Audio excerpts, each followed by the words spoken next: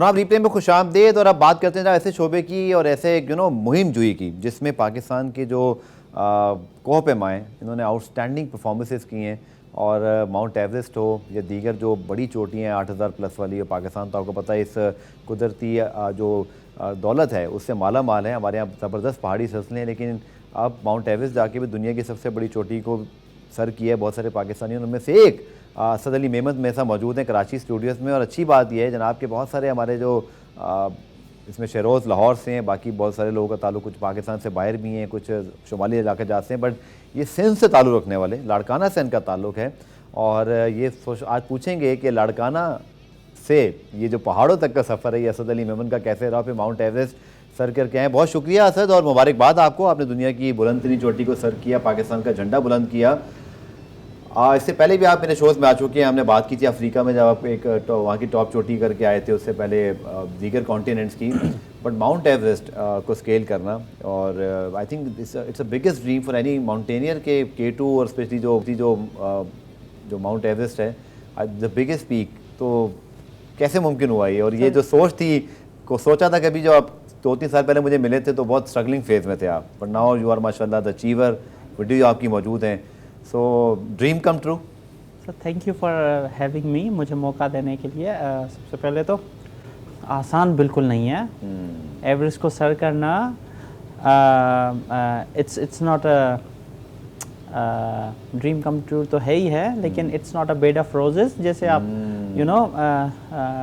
लोग मरते हैं, मैंने मरते देखे हैं लोग, और मेरी जिस जहाँ पे जाए पैदाइश है, जहाँ से मैं हूँ वहाँ से निकल के आना मेरे लिए बिल्कुल बनिस्बत हमारे दूसरे कोपे पाँव से एडिट मुश्किलात थी, थोड़ी सी वो सारी मुश्किलात थी जो आप if you are hailing from a northern area आप शायद वो तस्वुर भी नहीं कर सकते। बिल्कुल गर्मी उसमें सबसे पहले आती है, क्लाइमेटाइज होना बहुत ज़रूरी है। वहाँ के बच्चे तो मैं देखा है जो आपको जो सारे होते हैं जो खुश शुमारी इलाके जाते हैं, बहुत आसान है वो, एग्जैक्टली हेल्पर्स भी होते हैं। सर्वाइव करना ही मुश्किल काम था मेरे लिए, बट अल्लाह ताला का बहुत करम है कि मैं अपनी मेहनत और कुछ दुआएं आपकी हमारे कौम की, but it was not easy.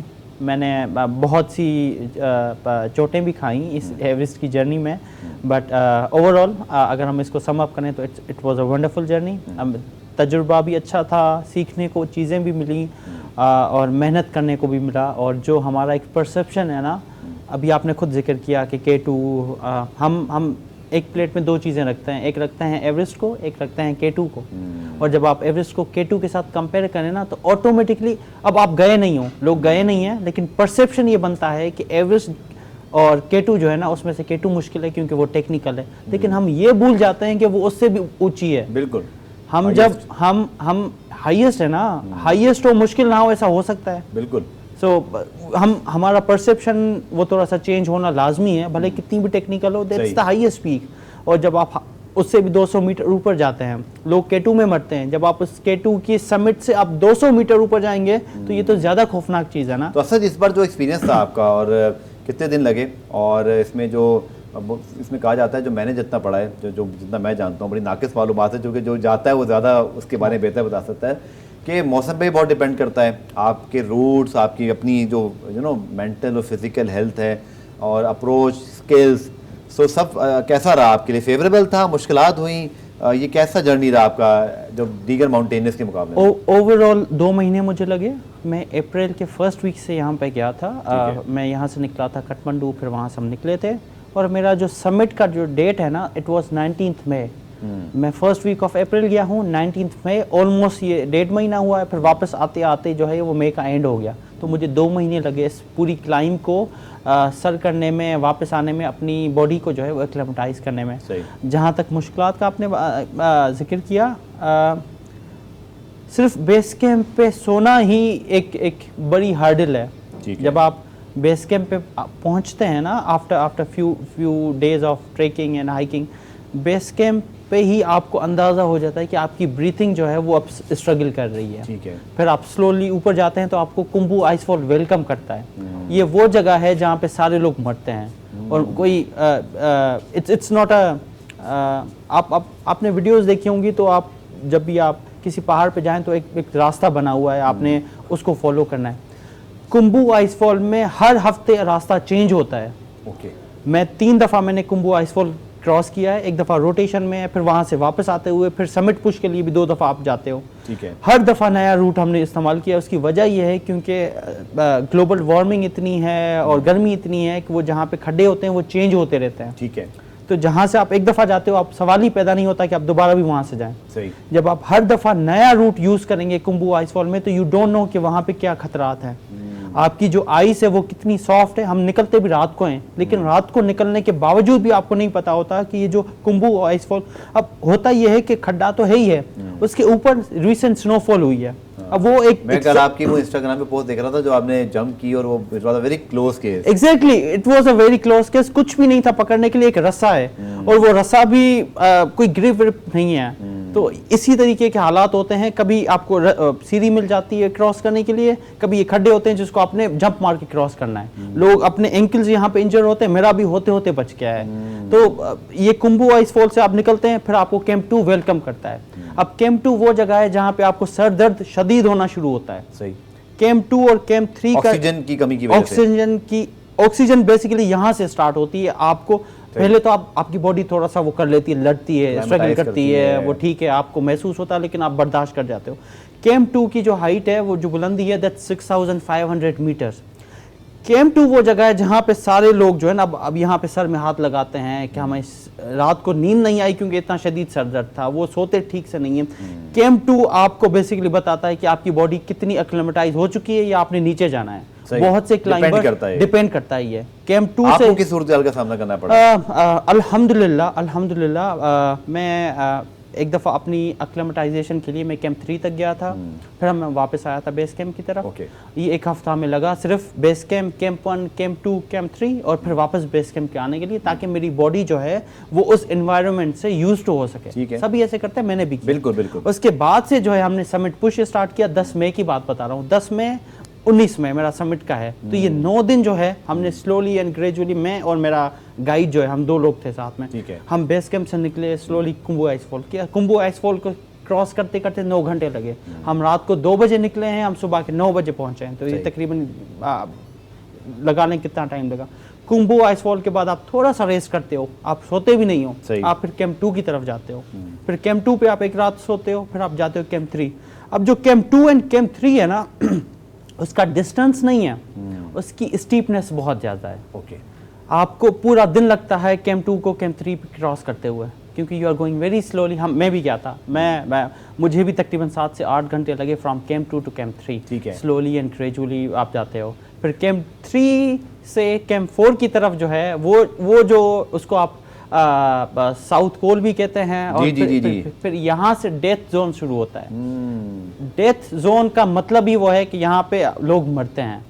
ये वो जगह है जहाँ पे आपको रेस्क्यू नहीं किया जा सकता। ये वो जगह है अगर आप मर गए तो आपकी बॉडी वहीं होगी। ये वो जगह है कि नोबडी केयर्स अबाउट यू।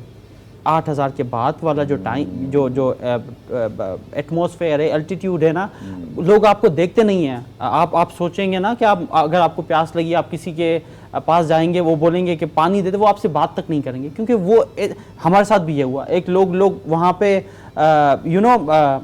मेरा जो समिट का टाइम था 19 मई की वेदर फोरकास्ट, अगर आप अभी भी देखें तो इतनी हाई विंड्स थी, लेकिन हमने रिस्क लिया। हमने कहा यार, क्योंकि वो वेदर विंडो क्लोज हो रही थी, एवरेस्ट को क्लाइम करने के लिए कुछ मखसूस दिन होते हैं। वो मखसूस दिन इस सीज़न के 15 मई से लेके 19 मई तक था। अब जो just imagine 500 climbers attempting to climb Everest within this time. फिर यहाँ पे ट्रैफिक जाम होती है। ये स्पेशली मैं आपको बात बता रहा हूँ 8000 मीटर के बाद, जब आपने 800 मीटर का फासला तय करना होता है। सही। ट्रैफिक जाम होती है, आपको फ्रोस्ट बाइट होती है। फ्रोस्ट बाइट होती है, आपकी उंगलियां, आपके ऑर्गन, ये सारी मुश्किलात हैं जो बहुत से लोगों को नहीं पता। आपकी सारी बात से ना मुझे वो फिल्म भी याद आ रही जो बड़ी मशहूर है, क्या स्पेशली डेथ जोन के हवाले से, K2 के हवाले से भी। लेकिन आखिर में जब आप सबमिट करते हो, जब आप पहुंच जाते हो और वो सारे मोमेंट हमारे स्क्रीन पे भी साथ साथ चल रहे हैं, हाउ वाज द फीलिंग कि पाकिस्तान का झंडा लेके और लाड़काना से आपका ताल्लुक माउंट एवरेस्ट के top of the world in true meanings, क्या एहसास आते हो जब कदम रखा, क्या कदम रखा था या हाथ, क्या क्या आखिर में क्या होता है? It's a steep. हाँ। आप रस्से के साथ अटैच्ड हो तो आप कदम तो नहीं रख पाते, लेकिन फिर आप उसके साथ क्या कहते हैं कि हाथ भी रखते हैं, लेकिन अपना बॉडी जो है उसके साथ सोल मतलब अच्छा, ऊपर जो उसकी टॉप है वो माउंट एवरेस्ट की, स्टेबल और समथिंग? नो, इट्स स्टेबल है, लेकिन अच्छा, इतनी नहीं है कि आप you can walk properly something like. लेकिन आपका रस्सा आपके साथ होना चाहिए एवरी टाइम, क्योंकि वो अगर हवा थोड़ी सी भी लगी ना तो आप उड़ जाओगे, तो वो इस तरीके से है।